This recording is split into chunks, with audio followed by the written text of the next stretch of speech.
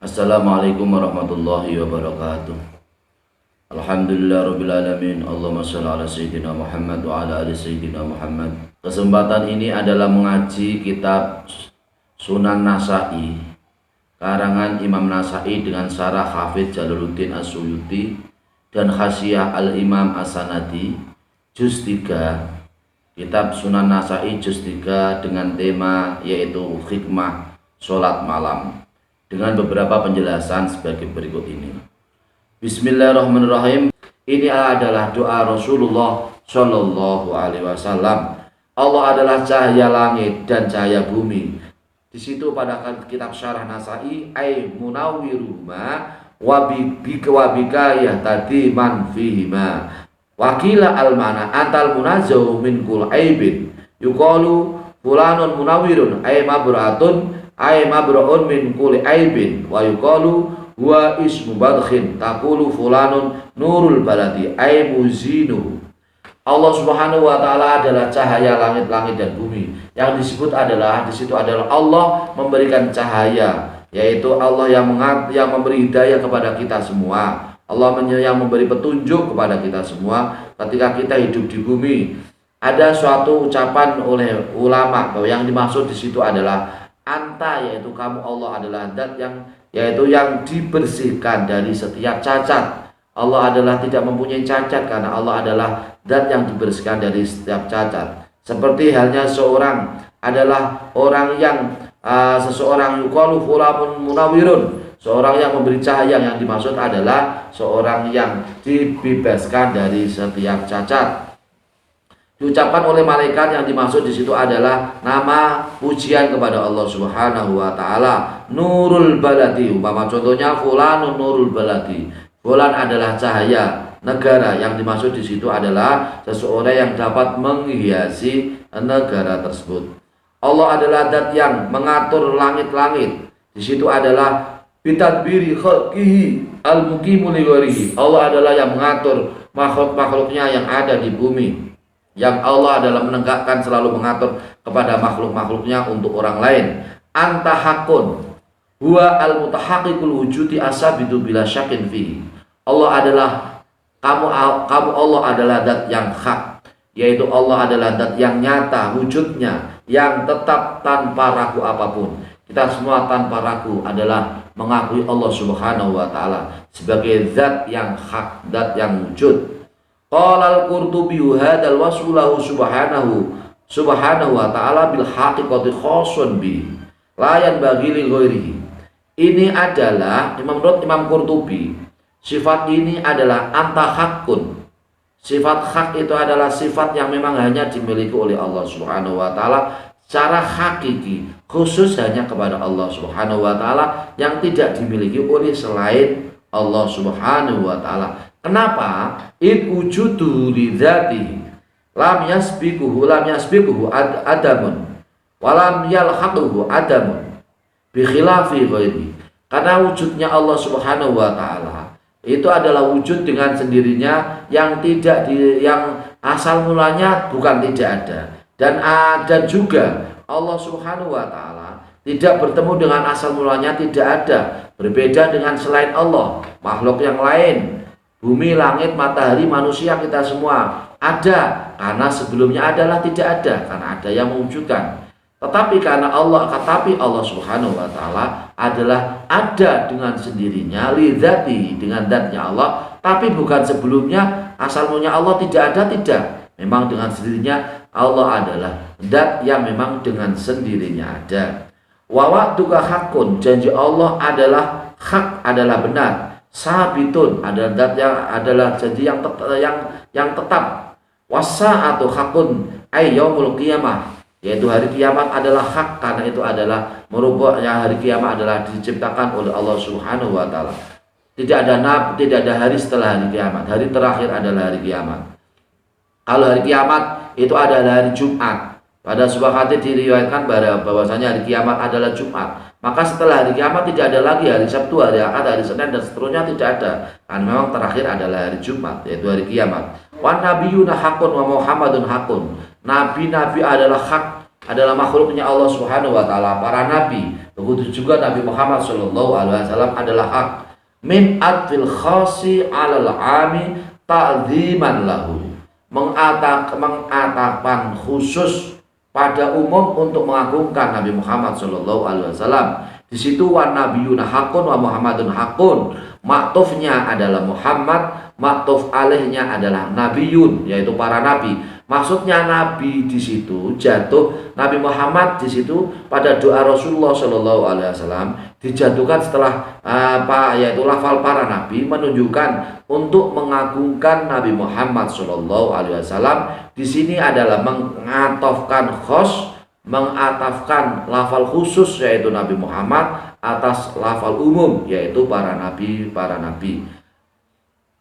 Laka aslam tu kepadamu ya Allah kamu berpasrah, wa khadatu dan kepadamu ya Allah kami tunduk kepadamu, wa bika amantu dan dengan kamu ya Allah kami beriman, ai sodaktu yaitu kami membenarkan, wa bika khosamtu dan dengan kamu ya Allah kami berdalil atau mempunyai dalil, wa ilaika hakamtu ya Allah dan kepadamu ya Allah kami minta dihakimi dengan benar, ighfirli ma qaddamtu ya Allah ampunilah segala dosa yang telah lalu dan dosa yang lama dan dosa yang kami rahasiakan dan dosa yang kami terang-terangan, dan kamu ya Allah dat yang maha dahulu dan yang maha akhir. Maka di sini para pemirsa yang dirahmati Allah Subhanahu wa taala, Imam Qurtubi mengatakan, bagaimana pendapat Imam Qurtubi? Wa qala al-qadhi Iyad, Imam Iyad mengatakan, qila manu al-munzilu lil asyai manaziliha, yuqaddimu ma yasha'u wa ya'khiru ma yasha'u wa yu'izu ma yasha'u wa yudhillu ma yasha'u wa ja'ala Allahu ibadahu ba'dahum fawqa ba'din darajatin. Mana di sini menurut Imam Qadhi Iyad adalah segala sesuatu ini sudah ditempatkan oleh Allah Subhanahu wa taala sesuai dengan tempatnya. Allah mendahulukan apa yang Ia kehendaki, Allah mengakhirkan sesuatu yang Ia kehendaki. Allah meluhurkan orang yang dikehendaki dan Allah merendahkan orang yang dikehendaki. Kemudian Allah yaitu menjadikan hamba-hambanya satu dengan yang lain, beda derajat satu dengan yang lain. Ada derajat biasa orang biasa, ada derajat ulama, ada derajat waliullah, kasih Allah, ada derajat yaitu para sahabat, ada derajat para nabi, ada derajat yang paling utama adalah derajatnya Rasulullah Shallallahu Alaihi Wasallam. Ini menurut pendapat Qadhiyat, derajat seseorang satu dengan lain itu memang sudah dibeda-bedakan derajatnya oleh Allah Subhanahu wa taala satu dengan yang lain. Wakila huwa bimanal awali wal akhiri id kullu mutaqaddimin ala mutaqaddimin wa huwa qablahu wa kullu muakhirin ala mutaakhirin fa huwa ba'dahu. Diucapkan oleh ulama bahwasanya yang dimaksud di situ adalah Allah Subhanahu wa taala adalah zat yang awal dan zat yang akhir. Karena setiap sesuatu yang mendahului, maka ada yang sesuatu yang didahului sebelumnya. Tetapi ini tidak diberlaku oleh Allah Subhanahu wa taala. Orang yang mengakhiri berarti ada orang yang mengawali, tetapi hukum ini tidak berlaku oleh Allah Subhanahu wa taala. Wa yakunul muqaddim wal muakhiru bima ana al-hadi wal mudilli qaddama man syaa li ta'atihi li karamati. Allah Subhanahu wa taala adalah zat yang mendahului dan yang mengakhiri. Artinya di sini adalah Allah Subhanahu wa taala adalah zat yang memberi hidayah. Allah Subhanahu wa taala orang yang menyesat, zat yang menyesatkan. Yang Allah Subhanahu wa taala menghendaki orang yang dikehendaki, orang yang Ia kehendaki untuk bisa bertaat karena kemuliaan seorang tersebut. Wa akhara man sa'a biqada'ihi li syaqawati. Begitu juga Allah Subhanahu wa taala juga mengakhirkan pada seorang dengan qadanya Allah Subhanahu wa taala seseorang menjadi celaka. Seorang menjadi celaka itu adalah sudah menjadi qadanya Allah Subhanahu wa taala karena orang tersebut adalah orang yang dikehendaki oleh Allah Subhanahu wa taala adalah sebagai orang yang celaka. Wa qala al-Harmani wa hadzal hadisu min jawami'il kalimi li'anna lafdzul qiyam isyaratun ila anna wujudal jawari wa qawamuha minhu wa binuri ilal a'radi aidan minhu wa bil mulki ila anu hakimun aliyah ijadan wa idaman yaf'alu ma yasha. Artinya adalah Allah Subhanahu wa taala adalah menghendaki segala sesuatu adalah kehendak Allah Subhanahu wa taala. Menurut di sini Imam Karmani mengatakan Hadis ini adalah hadis yang menjadi kumpulan beberapa pendapat pada ucapan ahli kalam, dari orang yang ahli tauhid, bahwasanya karena apa? Karena lafalnya al-qawwam, Allah adalah zat yang maha berdiri, maha mengatur, menunjukkan isyarat bahwasanya wujudnya Allah Subhanahu wa taala adalah wujud dengan sendirinya. Cahayanya Allah Subhanahu wa taala adalah cahaya dengan sendirinya, dengan kekuasaan Allah Subhanahu wa taala, karena sungguhnya Allah adalah yang menghakimi dan yang menghakimi wujud atau adanya sesuatu adalah keputusan Allah Subhanahu wa taala. Allah menghendaki segala sesuatu akan terjadi atau tidak terjadi. Wa kullu dzalika min ni'amillahi ta'ala ala ibadihi. Falihada kurina kullan minha bil hamdi wa khususul hamdu bihi. Karena itu semuanya adalah bagian dari pancaran nikmatnya Allah Subhanahu wa taala kepada hambanya. Kita orang Islam ini sangat bersyukur kepada Allah Subhanahu wa taala. Kita semua bisa memeluk agama Islam adalah pancaran nikmatnya Allah Subhanahu wa taala. Karena di situ pada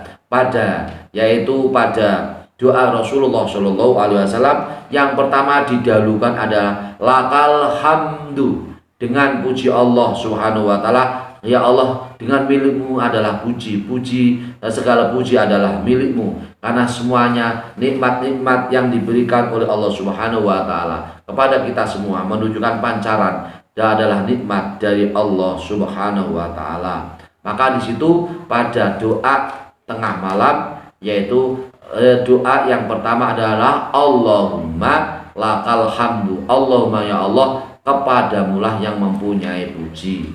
Di situ lakal hamdu, lakal hamdu, lakal hamdu, lakal hamdu, terus lakal hamdu. Karena semuanya ini, semua yang diciptakan oleh Allah Subhanahu wa taala kepada makhluknya, termasuk kita semua, adalah pancaran nikmat-nikmatnya Allah Subhanahu wa taala. Summa qauluhu anta al-haqqu isyaratan ila anu al-mubdi'u lil fi'li wal qawli wa nahwi ila al-ma'asi was sa'ati wa nahwiya isyaratan ila al-ma'ati.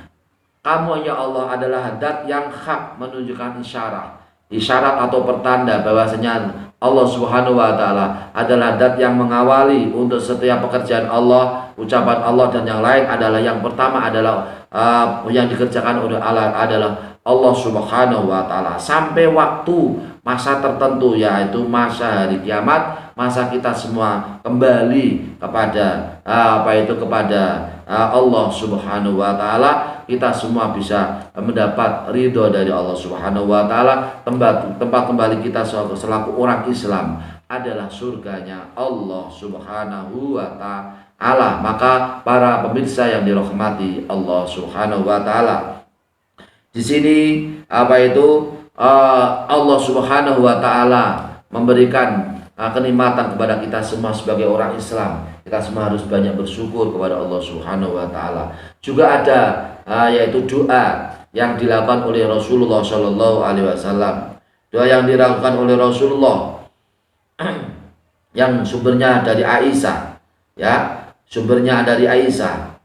Di sini hadisnya sebagai berikut, yaitu akhbarana Al-Abbas bin Abdul Adim qala anba'ana Umar bin Yunus qala hadatsana Aqramah bin Ammar qala hadatsani Yahya bin Abi Kasir qala hadatsani Abu Salamah bin Abdurrahman qala sa'altu Aisyah bi syai'in kana Nabi sallallahu alaihi wasallam yaftatihu salatahu qalat kana idza qama minal laili iftataha salatahu qala Allahumma rabb Jibril wa Mikail wa Israil wa Israfil fatiras samawati wal ardi alimal ghaibi wasyahadati anta tahkumu baina ibadika fima kanu yakhtalifuna fihi ya fima kanu fi yakhtalifun Allahumma hdini lima ikhtalafa fihi minal haqqi innaka tahdi man tasyau ila siratal mustaqim.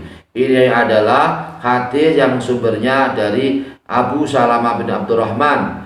Abu Salamah bertanya pada Aisyah doa Rasulullah Shallallahu Alaihi Wasallam. Abu Salamah bertanya pada Aisyah, kemudian Aisyah menjawab, Rasulullah Shallallahu Alaihi Wasallam apabila melaksanakan sholat malam, maka doanya Rasulullah yang dibuka, doanya Rasulullah Shallallahu Alaihi Wasallam adalah doa ini, Allahumma rabb Jibril wa Mikail Israfil fatiras samawati wal ardi alimul ghaibi wasyahadati anta tahkumu baina ibadika fima kanu fihi yakhtalifun Allahumma hdini lima ikhtalafa fihi min haqqi innaka tahdi man tasyaa ila siratal mustaqim. Ya Allah yang menguasai Jibril, Mikail, Israfil, ya Allah yang menciptakan langit-langit dan bumi, yang mengetahui barang yang gaib dan barang yang syahadah yang tidak gaib. Kamu ya Allah adalah yang menghakimi atau yang menghukumi atau yang memutuskan di antara hamba-hambamu apa yang menjadi perbedaan di antara hamba-hambamu ya Allah. Tunjukkanlah kepada kami ya Allah sesuatu yang menjadi perbedaan perkara hak yang menjadi kontradiksi atau yang dibedakan satu dengan yang lain, karena sesungguhnya kamu ya Allah adalah yang memberi hidayah pada seseorang yang dikehendaki, yang kamu kehendaki ya Allah, menuju jalan yang lurus, yang benar, jalan yang lurus. Ini adalah doa Rasulullah Shallallahu Alaihi Wasallam yang sumbernya dari Aisyah, yaitu doa yang disebutkan oleh kitab Sunan Nasai juz 3 Shahifah 212 dan 213. Dengan demikian para pemirsa yang dirahmati Allah Subhanahu wa taala, marilah kita semua berlatih untuk bisa melaksanakan sholat malam, sehingga kita semua termasuk orang yang diberi hidayah menuju jalan kebenaran, orang yang diberi kemuliaan di sisi Allah Subhanahu wa taala. Wa minal laili fatahajjat nafilatan laka asa ayyaba'asaka rabbuka maqaman mahmuda. Sebagian dari waktu malam maka laksanakan sholat tahajud supaya Allah Subhanahu wa taala mengutus kamu menjadi makom yang terpuji, yaitu makom mendapat syafaatnya Allah Subhanahu wa taala, pertolongan Allah Subhanahu wa taala. Dengan hikmah sholat malam kita semua mendapat pertolongan dari Allah Subhanahu wa taala, pertolongan di dunia dan pertolongan di akhirat. Amin Allahumma amin. Dengan sholat malam hati kita menjadi tenang, dengan sholat malam kita diberi hidayah, petunjuk yang paling benar menurut Allah Subhanahu wa taala. Dengan sholat malam maka dosa-dosa kita diampuni oleh Allah Subhanahu wa taala. Hikmah sholat malam, maka pahala menjadi berganda-ganda. Sholat yang paling utama setelah sholat fardu, sholat malam adalah sholat di mana rahmat Allah Subhanahu wa taala tercurahkan kepada kita semua yang mau melaksanakan sholat malam. Rahmat Allah Subhanahu wa taala kita semua didoakan oleh para malaikat ketika kita melaksanakan sholat malam, ketika pada malam hari, yaitu para jago pada berkeluruh, pada berbunyi, itulah saatnya kita memanjatkan diri, merendahkan diri di hadapan Allah Subhanahu wa taala, melaksanakan ibadah pada malam hari, sehingga kita semua termasuk orang-orang yang mendapat syafaat pertolongan Allah Subhanahu wa taala. Amin Allahumma amin. Demikian ngaji kitab Sunan Nasai juz 3, semoga bermanfaat. Hikmah sholat malam, insya Allah akan kita raih manfaat-manfaat yang baik. Akan kita harus yakin dan percaya manfaat dan hikmah yang sangat luar biasa, hikmah yang sangat besar, manfaat dan barokah yang sangat besar dengan sholat malam. Amin Allahumma amin. Semoga bermanfaat. Mohon maaf atas segala kekurangan dan kekhilafan. Wallahul muwaffiq ila aqwamit thoriq. Wassalamualaikum warahmatullahi wabarakatuh.